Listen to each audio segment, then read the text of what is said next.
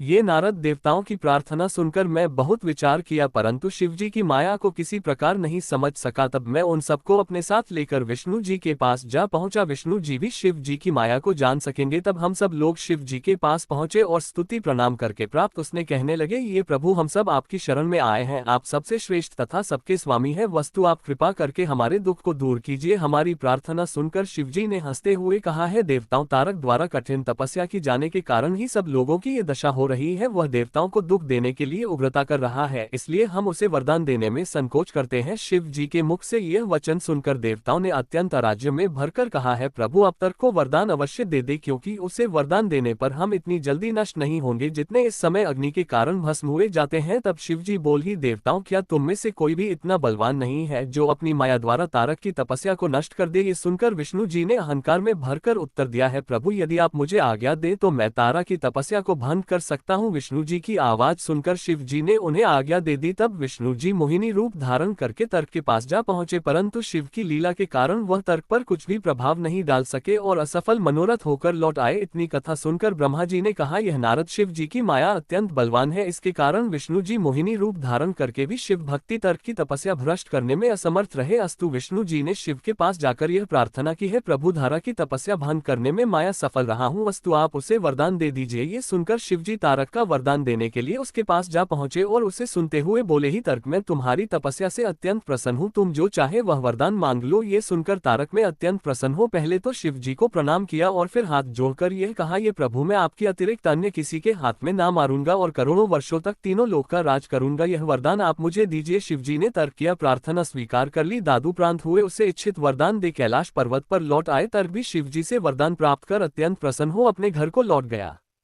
इस अध्याय में देवासुर संग्राम में देवसेनापति कार्तिकेय तथा तारकासुर के भीषण युद्ध का वर्णन है। श्री महादेव जी बोले, तुरही के निनाद, भेरी तथा पनप नगाड़ों की ध्वनियों, दोनों ओर की सेनाओं के चतुर्दिक सिंहनादों और रथ की धुरी के भयंकर घोष से पृथ्वी तथा आकाश का अंतराल व्यास हो गया और पृथ्वी भी कांपने लगी। इसके बाद युद्ध आरंभ हो गया। 1-2 इसी बीच ब्रह्मा जी सभी महर्षियों के साथ एक दिव्य रथ में बैठकर देवताओं तथा दानवों के परस्पर मारकाट वाले घोर, कोलाहलपूर्ण तथा रोमांचकारी युद्ध को देखने के लिए आकाश में उपस्थित हुए। 3-4 इंद्र ने अपने वज्र को चलाकर उस युद्ध में महाबल एवं पराक्रम से युक्त सैकड़ों हजारों दैत्यों का संहार किया। उसी प्रकार वरुण ने भी क्रोधपूर्वक अपने पाश से श्रेष्ठ असुरों को बांधकर अपने अस्त्र से प्रहार कर उन्हें यमपुरी भेज दिया। अन्य सभी देवताओं ने भी अनेक प्रकार के बाण चलाकर युद्धभूमि में दैत्यराज तारकासुर के अनेक सैनिकों को मार गिराया। कार्तिकेय जी ने भी युद्धभूमि में दुष्टात्मा तारकासुर से युद्ध करके अनेक महाबली तथा पराक्रमी दैत्यों का संहार किया। 5-8 इस प्रकार देवताओं के शस्त्रास्त्रों के प्रहार से असुरगण तारकासुर के समीप प्राण छोड़ने लगे। वहां की युद्धभूमि मरे हुए असुरों, उनके हाथी घोड़ों तथा टूटे हुए रथों से भरकर अगम्य हो गई। मुनिव, तदनंतर मारे गए दैत्य समूहों के रक्त से दोनों सेनाओं के बीच एक भयानक नदी बहने लगी। 9-11 नारद जी, इस प्रकार अपनी सेना के नष्ट होने पर दैत्यश्रेष्ठ तारकासुर ने सेनापति कार्तिकेय के साथ भयानक युद्ध किया। उसने युद्ध में सैकड़ों हजारों शस्त्रों से कार्तिकेय पर प्रहार किया, जिन्हें गौरीपुत्र ने हंसते हुए काट डाला। उसी प्रकार उस युद्ध में देवसेनापति कार्तिकेय के चलाए सैकड़ों हजारों दिव्यास्त्रों को तारकासुर ने भी काट डाला। इस प्रकार बाण समूहों के द्वारा परस्पर प्रहार करते हुए उन दोनों के युद्ध को देखकर देवता और किन्नर अत्यंत आश्चर्यचकित हुए। 12-15 तदनंतर क्रोध दैत्य तारकासुर ने रोष में आकर अनेक स्वर्णपुक्त बाण का अग्रभाग वाले यमदंड के समान भयंकर बाणों को सेनापति कार्तिकेय पर छोड़ा। नारद जी, कार्तिकेय जी ने भी अत्यंत भयंकर अर्धचंद्र बाण चलाया। उसे तारकासुर ने भी आधे निमेष में ही काट डाला। तत्पश्चात देवसेनापति ने अत्यंत क्रोधपूर्वक तीव्र वेग वाले तथा झुके हुए पर्व वाले 10 भयंकर बाणों से श्रेष्ठ दैत्य को पुनः वेध डाला।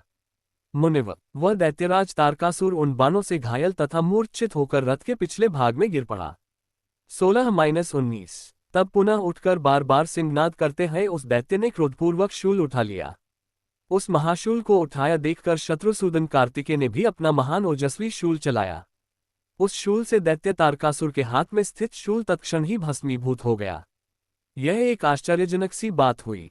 मुने, तब क्रोध से जबड़ा चाटते हुए दैत्य तारकासुर ने युद्धभूमि में देवसेनापति की ओर शक्तिशाली लोहे की बनी भयंकर गदा चलाए। देवसेनापति ने उस भयंकर गदा को अपनी गदा से सहसा ही तोड़कर उसके हाथ से गिरा दिया और उसके हाथों पर प्रहार भी किया।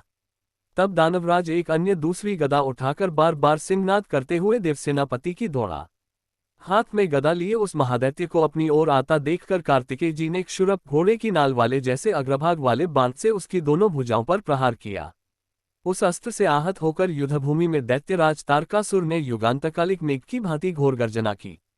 20-27 इस प्रकार श्री महाभागवत महापुराण के अंतर्गत श्री महादेव नारद संवाद में कार्तिकेय तारकासुर संग्राम वर्णन नामक 32वां अध्याय पूर्ण हुआ।